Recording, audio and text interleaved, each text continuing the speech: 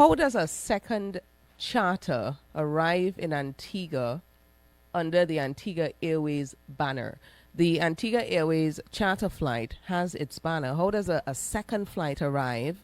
And does it not raise any flags with immigration, law enforcement?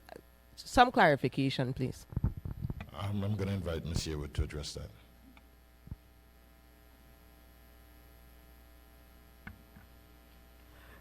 The only part I can answer to that is your question as it relates to immigration. Immigration is solely responsible for processing the passengers off of any flight. So whether or not it's a commercial flight, it's a charter flight, immigration's mandate is anybody coming off of that, whether your crew or your passengers, to process them. And on all of the consecutive dates from when was it, the 1st of November, from the inaugural flight down to the last flight being the 29th, that is exactly what immigration did. Ensured that we know where it is that you're staying, that you filled out your ED cards, that you have the right documentation to enter Antigua and Barbuda.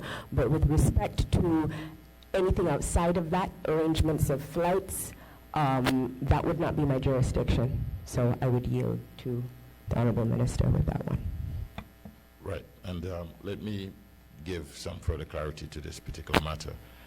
The establishment of the route between Nigeria and Antigua, an air services agreement, is what facilitates the movement of aircraft, movement of airlift between the two jurisdictions.